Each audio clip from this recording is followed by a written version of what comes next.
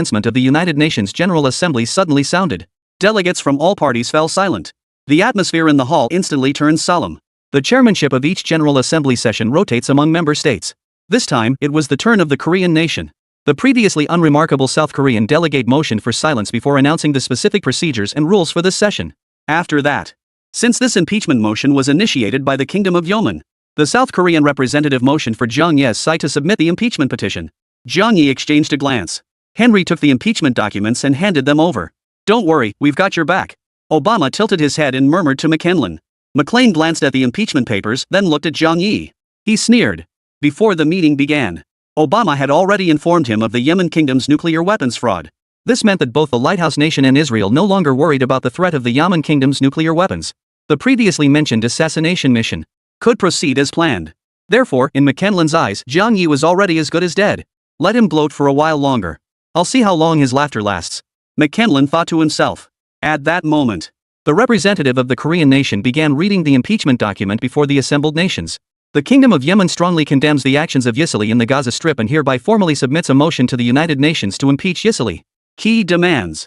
Israel must immediately cease all indiscriminate killings of innocent civilians and compensate Gaza for all damages incurred during this period. Israel's grave violations of international law warrant full accountability from the United Nations. The masterminds behind these atrocities must be apprehended and held responsible.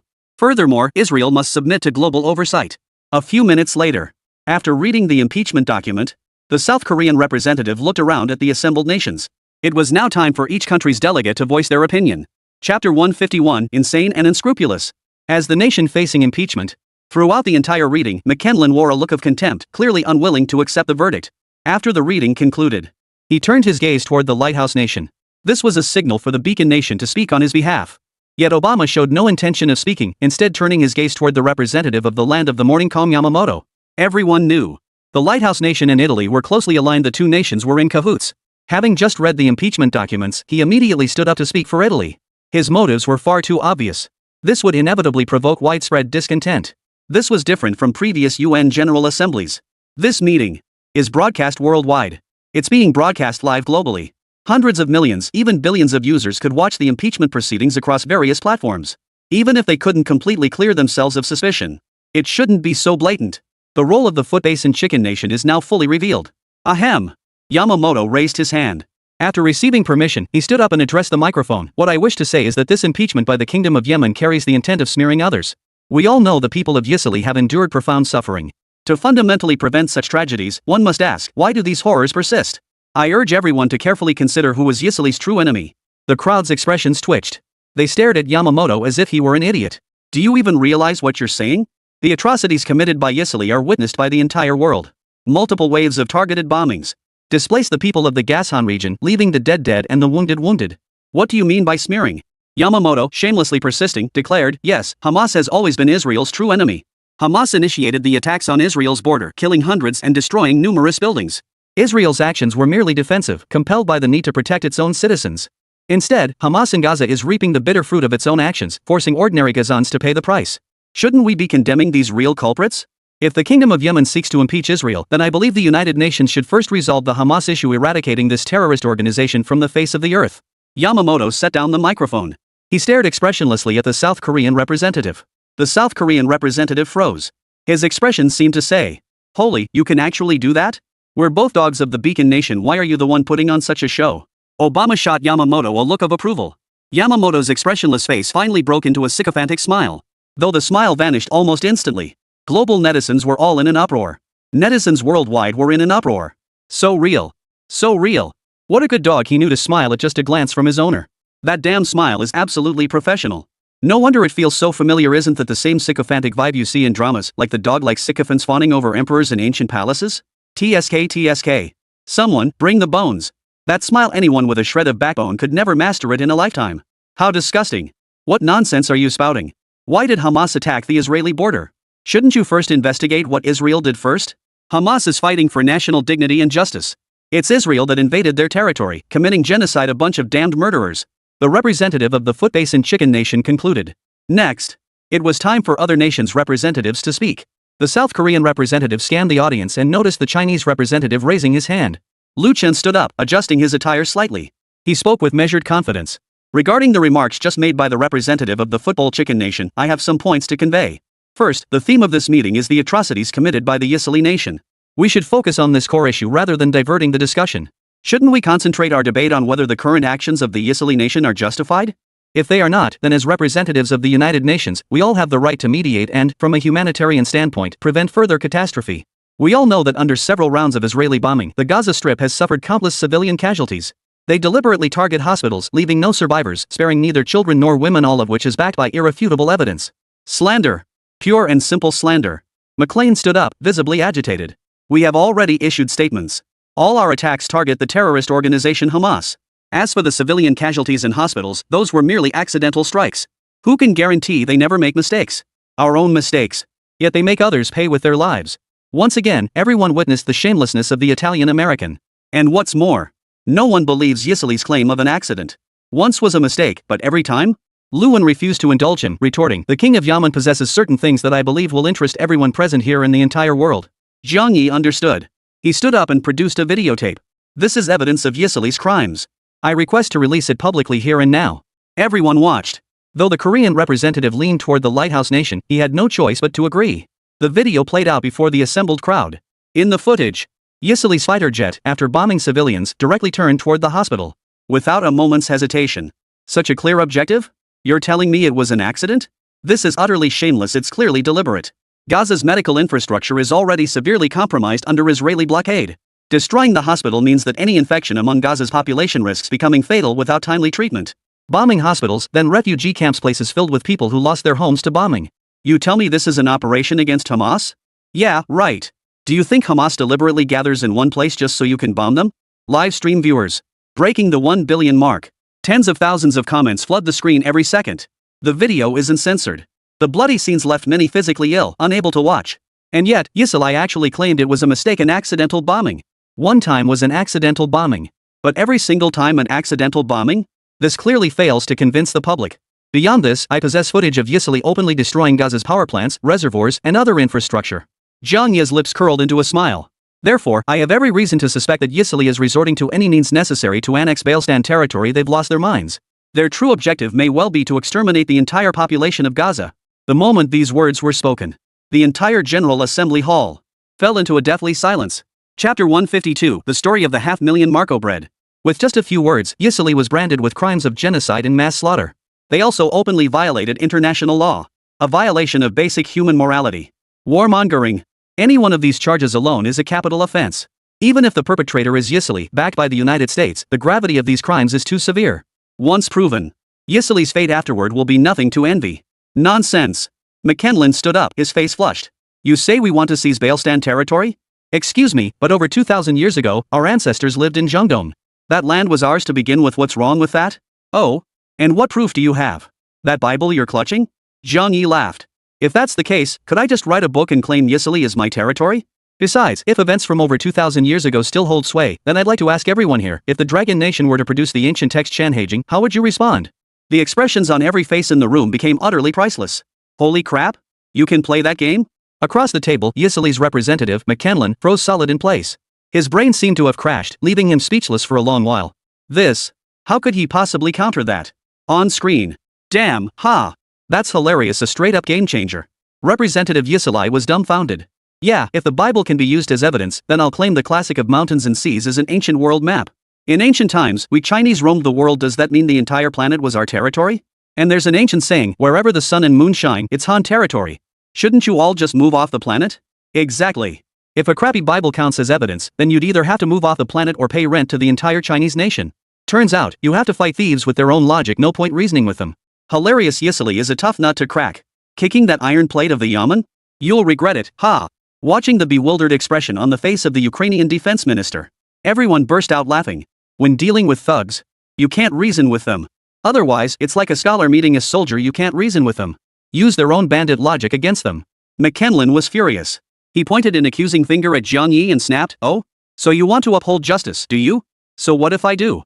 Zhang Yi remained calm, stood in stark contrast to McKenlin across from him, like an elegant gentleman facing a shrewish harpy. A classic scene. A stark contrast, plain and simple. Hilarious. The other guy didn't even have time to catch his breath before he was done for, ha. Absolutely brilliant King Yeoman is my ultimate mouthpiece. So satisfying. May Yisili die a horrible death. Over in China. A trending topic was born just for this. King of Yemen, the ultimate spokesperson. The trending topic shot to the top of the charts at lightning speed, drawing massive attention from Dragon Nation netizens. And the show was just getting started. McKenlin clutched his aching heart and, in desperation, began digging up old grievances. If you put it that way, he continued, we Yisili were once victims of severe persecution too. If you're so righteous, why didn't anyone save us back then?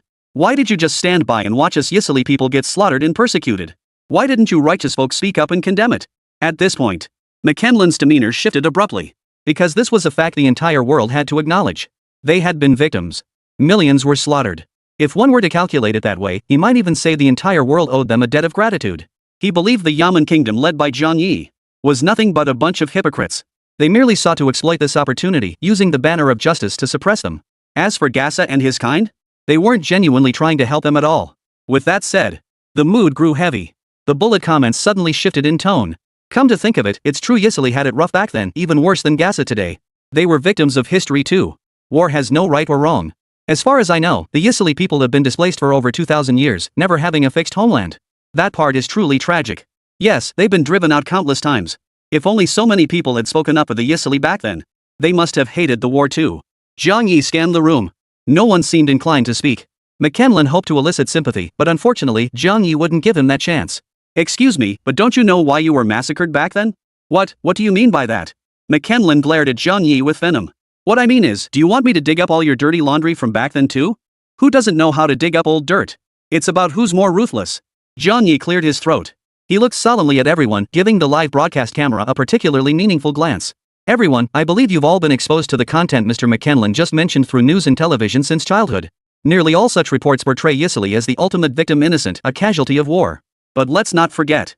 Who controls the majority of the media in this world? This statement made countless people realize something was amiss. It's Yisili.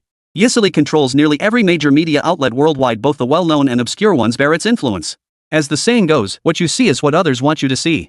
I wonder how many people have heard this phrase. This statement was addressed to the audience before the live broadcast.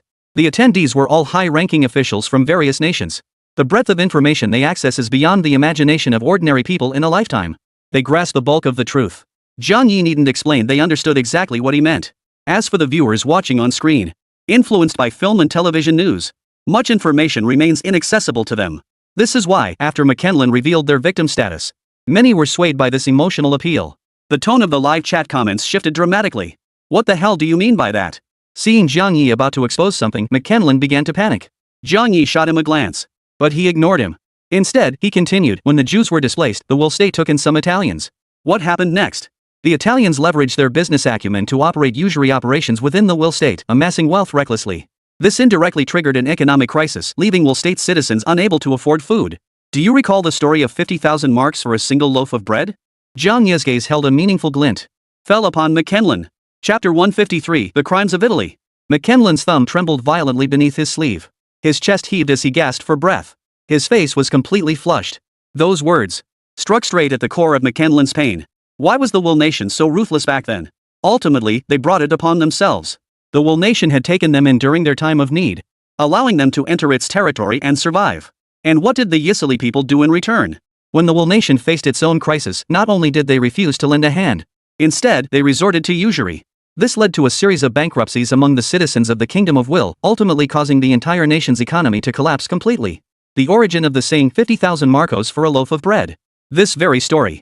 Otherwise, how could the Italian state have harbored such deep hatred toward the Italians, launching a frenzied campaign of retaliation afterward? These events, long concealed by the Italians, many people remain unaware of them. They remain ignorant of the underlying reasons. Just minutes ago, those who felt sympathy for Yisili as victims, their worldview just got shattered. What the hell? This too? No, I was just feeling sorry for you a second ago, and now you're telling me you brought this all upon yourself? Damn it, Israel really is a bunch of devils.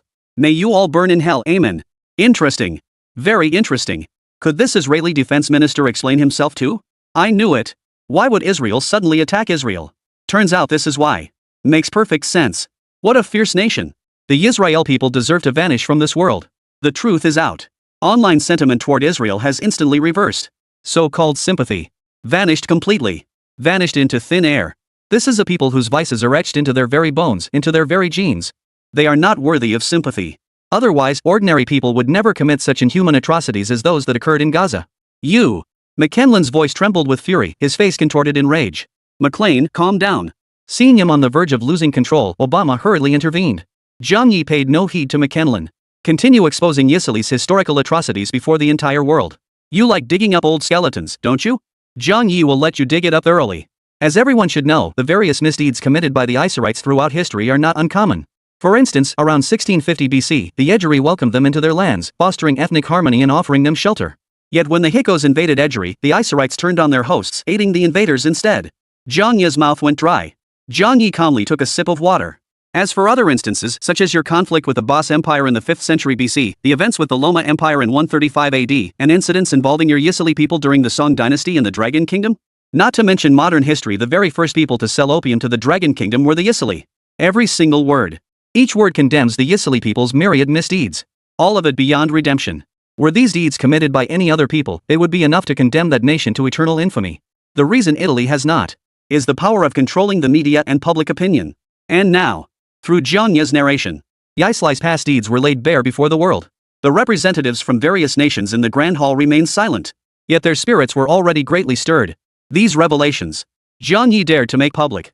The days ahead for the Yisilians won't be easy. At the very least, their filter of playing the victim and feigning innocence would be shattered in the eyes of the world. Will be shattered completely. Good grief, you wouldn't believe it until you heard it. The Yisler have quite the record. What a disgusting people. Don't you ever reflect on yourselves? I think I understand why the Italians have been displaced for over 2,000 years, wandering the world. It's not without reason. Destroy them. I support the humanitarian erasure of Yisili from this world. It's for global peace. The so-called beacon of freedom has been aiding and abetting the oppressor all along. How ironic that your slogans preach freedom, democracy, peace, and equality, yet you've consistently backed butchers. Enough. They're all cut from the same cloth, the Lighthouse Nation and Israel alike. Neither is anything to admire. The only difference between the land of the free and Israel is that the Lighthouse Nation never directly participates in wars. They merely stir up conflicts from behind the scenes, profiting from the chaos. But fundamentally, whenever war breaks out, it means someone must pay the price. To call them birds of a feather couldn't be more fitting. The Ilan and Sheikh clans have fought for so many years, developing into sworn enemies. This is a classic example. McKinlin was utterly enraged, veins bulging on his forehead and neck. His eyes glowed red. His fists clenched so tightly his knuckles cracked. Minister McKinlin. At that moment, a fiery-tempered delegate whispered into McKinlin's ear, "The online discussion about us has completely spiraled out of control. We can't continue like this. We need to wrap up the meeting immediately." The meeting had only been underway for half an hour. Zhang Yi had successfully steered the conversation to this point. How could this continue? Yisili might well become a villain for the ages, forever tarnished in people's minds. This time, Yisili was genuinely terrified. McKinlin trembled with rage, stars dancing before his eyes. He felt as though his blood might boil over and he might faint at any moment. But he knew he had to bring this assembly to a close. Enough! I have no idea what nonsense you're spouting. Every word you've uttered is pure fabrication, utterly baseless and absurd. McKinlin cleared his throat. His voice was hoarse as he declared, "I hereby reiterate that our military operations in Gaza are solely aimed at eliminating the terrorist organization Hamas. They are undertaken for self-defense and to safeguard the security of our Israel people. We call upon the global community to unite in opposing Hamas. We pledge that once Hamas is eradicated, Israel will cease all actions against Gaza and immediately withdraw its forces without the slightest hesitation." The same shamelessness. All that talk, yet nothing has changed. Because whether Hamas is eliminated, it's entirely up to Israel to decide. If they choose, any Gazan can be labeled as Hamas, then slaughtered to the last. All right. Representatives of all nations, if there is nothing further to discuss, we shall now proceed to the vote. McLean's gaze swept across the entire hall. Chapter 154, The Demeanor of a Hegemon. The representatives exchanged glances, none willing to speak. The Lighthouse Nation was no exception, because everything they wanted to say had already been voiced by the South Korean representative. Seeing this, the Korean representative spoke up. "Very well. Since no one else wishes to speak, I hereby declare the voting session open. On the question of whether to support the Kingdom of Yemen in its impeachment of Italy, those in favor, cast your vote. Those opposed, cast your vote. Thank you for your cooperation." The voting session. It was essentially a game of political maneuvering. Especially for smaller nations, fearful of offending anyone, they could only follow the major powers' lead. Some nations immediately began reading the room. At this moment, Obama, representing a major power, cast the first opposing vote. Seeing this, several smaller nations naturally followed suit with their own vetoes. For instance, countries like the Footbasket Chicken Nation, Holland, the Philippines, Samoa, Norway, Rabbit Ireland, and the Westwax Nation. Meanwhile, nations like the British Empire, Germany, the United States, and France, which possessed relatively greater strength, not classified as small nations, also cast opposing votes. Because most of them, too, are dominated by the lighthouse nation. Some neutral nations chose to abstain. Only 2 nations voted in favor, the Dragon Nation and the Big Goose. Without a doubt, this impeachment effort ended in failure. Even if every single country present had voted in favor, the lighthouse nation's veto power still stood. The vote is in. I hereby declare that this impeachment has failed due to insufficient votes. Representative of the Republic of Korea, announce the outcome of this assembly loudly. Damn it, this is rigged. Are these countries blind?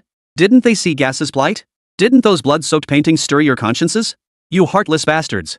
United Nations? Put. This so-called United Nations is nothing but a joke. It's lost all credibility. Dissolve it. I knew this outcome all along. Might as well treat it like a joke. Sigh, this world is too dark. The executioners roam free while the true victims cry out in agony. But instead of salvation, they get nothing but the executioner's mockery. Reality. Countless people cannot accept this outcome. They'd give anything to storm the United Nations. Flip the table. Then point at the representatives of each country and ask if their hearts are black. Ha! McKinley's long-suppressed emotions finally found release. The look on Jiang Ye's face held a certain mockery and derision. Well, after all that ranting? Did anyone even listen? In the end, it all comes down to the same result. You're still too green to take me on. The representatives of various nations. Their gazes settled on Jiang Ye. A faint sense of impending trouble hung in the air. This felt like trouble brewing. Could Jiang Ye's fiery temper really tolerate McKinley shouting like that? This was the same man who, during the founding ceremony, had dared to shoot down an Italian fighter jet without fear of triggering war. Sure enough. The next second, Jiang Ye stood up abruptly from his seat. He advanced step by step toward McKinley. With a boost from his gene-enhanced serum, Jiang Ye's physical prowess, combined with his naturally imposing presence, was something most people simply couldn't withstand. McKinley felt an overwhelming pressure bearing down on him. It felt as though the next second, Jiang Ye would be charging at him, smashing his skull with a single punch. What do you think you're doing? McKinley, who had been laughing just moments ago, now stammered in terror. This is the United Nations Assembly. Mind your behavior. Jiang Ye couldn't help but laugh. Is that all? Rest assured, I won't harm you. After all, we Yemen Kingdom people aren't as reckless as those from certain other nations. Everyone's taut nerves finally relaxed a little. They'd thought Jiang Ye was about to make a move in front of the whole world. Luan said to Jiang Ye, don't stoop to their level. You know this impeachment won't pass. Jiang Ye didn't reply. He merely gave Luan a reassuring look. Ladies and gentlemen, I care little about the failure of this impeachment. But here, I must announce, due to the atrocities committed by Yisili and Gasha, which, thanks to your efforts, remain unchecked. As he spoke these words, Jiang Ye's gaze deliberately swept over the many nations led by the Lighthouse Nation that had cast opposing votes. Ahem. This left Obama and others feeling rather awkward. They hastily averted their eyes from Jiang Ye's gaze. They deliberately avoided the cameras. This scene was witnessed by billions watching the live broadcast worldwide. It proved the saying, the more guilty one feels about something, the more instinctively one avoids it. Therefore, the Kingdom of Yemen has decided to provide varying degrees of support to the people of Gashan. The concept of support here. Jiang Ye remained vague. He didn't specify whether it would be in the form of daily necessities, life-saving aid. Nor did he specify whether it would be weapons. McKinley's expression immediately darkened. They knew about the Kingdom of Yemen's covert support for Gasha. They just lacked proof. Yemen had always operated in the shadows. Now it seemed they were preparing to show their hand, ready to openly assist Gasha. Jiang Ye's meaning was straightforward. Since the nations intend to continue aiding the tyrant, Jiang Ye won't hold back either. He will employ equal measures to aid Gasha in confronting Yisili. Furthermore, let me make this clear, any nation that dares to intercept or obstruct the supplies and aid we provide to Gaza henceforth will be regarded as an act of war. Jiang Ye fixed his gaze directly on McKinley. Yes. This message is meant for Yisili. Ever since the first wave of bombing struck the Gaza Strip, some nations have begun airlifting aid to Gaza. But Yisili intercepted most of it. These nations could do nothing against Yisili and had to give up. Therefore, this statement is less a declaration, but rather a warning to all of Israel. In that instant, countless viewers watching the livestream were swept up in the excitement, feeling that Jiang Ye was utterly charismatic at that moment. He was the only one daring to issue a direct warning to Yisili, declaring in front of Yisili's representatives that any attempt to obstruct them would be an act of war. That sheer presence. That sheer force of will. The more they listened, the more they sensed the bearing of a future global ruler, coupled with an indescribable dominance. Holy crap! Holy crap! Holy crap! How can someone be this cool? So damn commanding, it got my blood pumping. I even got up and did a few push-ups. A real man, bold and fearless. I'm completely blown away. That sheer audacity is unmatched. That warning, I bet he's the only man in the world who dare say something like that. Don't ask why I'm kneeling while watching the livestream. Alright, I'm Wu Yinju from Shuzhou. I admit it, when it comes to being handsome, if the King of Yemen says he's second, no one dares claim first. Damn, so manly. Love it, love it. Wonder if the King of Yemen is married? I'm a 30-60, any chance? Chapter 155, The National Treasure is Fake? Global Fanbase. Countless handsome men and beautiful women are captivated by it. You can't blame them. After all, Jiang Yi himself is handsome and charismatic. King of a nation. Marrying Jiang Yi meant becoming a princess. Isn't that far more prestigious and desirable than any so-called alpha male CEO in TV dramas? You want the peach. Even if you weren't married, you wouldn't stand a chance. Forget about it. Exactly. With her current status, even if Louis Fei showed up, he'd still be climbing the social ladder. Of course. A man who can stand at the United Nations and go toe-to-toe with so many nations, what does Louis Fei amount to? Theoretically, someone at his level wouldn't be lacking for women. At the conference venue, some nations couldn't help but silently applaud Jiang Yi. Outwardly, they bow to the beacon nation. But guess what? How many are genuinely sincere rather than cowering under the lighthouse nation's tyranny? The answer is, almost none. No country wants to grovel before another. They simply lack the opportunity to rise up. What Jiang Yi did today is exactly how they imagine themselves so damn cool. I wonder if they'll ever get the chance in this lifetime to stand their ground like Jiang Yi did. Jiang Yi's words left McKenlin red-faced. This wasn't even a provocation, it was a blatant warning, pointing directly at Yisili's nose. He was telling Yisili, if they wanted war, the kingdom of Yamen would absolutely oblige. On the international stage, Yisili's standing has always been pivotal. If he fails to respond decisively this time and rein in Jiang Yi's momentum, Israel's prestige among the nations of the world will be significantly diminished. This would unmistakably signal to the world that Israel is no longer the unrivaled force it once was in the Guangdong region, a nation that could act without restraint, taking on multiple adversaries without ever tasting defeat. Yisili had placed great importance on the respect they commanded in the eyes of nations. With that deterrent in place, other nations would harbor fear towards you, let alone declare war. Even if attacked, they wouldn't dare entertain thoughts of resistance. But once that deterrent is removed, sorry, the moment the divine light bleeds, it ceases to be divine. And Yisili was never a god to begin with. He's merely a tiny nation propped up by the lighthouse nation's might to maintain his status as Guangdong's little tyrant. King of Yamen. McKenlin demanded, you don't seriously think we Yisili would fear your Yamen kingdom, do you? Don't forget just months ago, you were nothing but a bunch of second-rate trash. Trash? McKenlin intended to belittle Jiang Yi with this. Too bad Jiang Yi couldn't care less. You got beaten so badly you couldn't find your way back, not even trash-worthy. So what exactly are you? Put. Ha! That's hilarious. What a ridiculous logic. Seriously, does Yisili, who got beaten so badly by Huxie, even have the right to speak? This guy's mocking others, but he's digging his own grave. Yamen King's mind works way too fast, ha. Seeing McKenlin's face turn ashen, netizens couldn't hold back any longer and burst into laughter. This moment cemented McKenlin's status as a complete clown in the public eye. He pointed at Jiang Yi, frozen speechless for a full minute. Fine, if you can't speak, then don't. Jiang Yi shook his head. I'm starting to doubt this guy's IQ. How did he even become the Minister of Defense for Yisili? There really was no one else. Could such trash actually rise to power? McKenlin felt like pulling out his teeth and gnawing them to pieces. I don't want to waste my breath arguing with you, but don't blame me for not warning you. If the Kingdom of Yamen ships supplies to Gasha and we discover it, we will take appropriate measures. This time, McKenlin was clever. He left them a way out. Provided, of course, that they actually discover it. In other words, when necessary, they could choose not to discover it, thus avoiding conflict with the Kingdom of Yamen. The expressions on the faces of the representatives from various nations were truly something to behold. When had Yisil ever been so timid? The answer is almost never. Only other nations would compromise with Yisili. This time, however, they took the unprecedented step of actively seeking a face-saving exit for themselves. Brilliant. Absolutely brilliant. It feels like witnessing history in the making. The birth of the Yamen Kingdom. Perhaps it truly will have a profound impact on this world. Obama frowned. In his view, Jiang Yi was being a bit too overbearing. He stood up, stepping in to ease the tension for McKenlin. Let's discuss this properly. We invited you to this joint conference to give you, as the new king, an opportunity to make your presence known. Don't let things escalate to the point where everyone ends up unhappy. That wouldn't benefit either of us, understand? At this point, Obama suddenly changed the subject. By the way, regarding the matter of weapons of mass destruction, nuclear weapons, for instance within the Yamen Kingdom, would you like to take this opportunity to clarify things for everyone? The issue of your Yamen Kingdom fabricating evidence? What? Nuclear weapons? Fabrication? The representatives from various nations heard this and their eyes widened like copper bells, their faces filled with shock. They wondered what Obama meant by this. Was he implying that the Kingdom of Yemen's nuclear weapons were fake? But during the founding ceremony, the Yamen Kingdom's nuclear weapons had indeed been displayed. Before the Yemen king arrived in Washington, D.C. for the conference, the kingdom had officially released information about its nuclear arsenal, flexing its muscles before the world once more. It doesn't seem fake at all. Live stream. Fake? Are you questioning the Kingdom of Yemen's capabilities? What's the meaning behind this? Did you get some intel? Why else would you say something so out of the blue? Why do I keep feeling like something big is about to happen? Wait, what? Yemen's nuclear weapons are fake? Even though I'm a fan of the Yamen king, I have to say the credibility of this is seriously questionable. Nuclear weapons aren't something you just whip up on a whim. I've had my doubts before, but since everyone else seemed to buy it, I didn't bother arguing.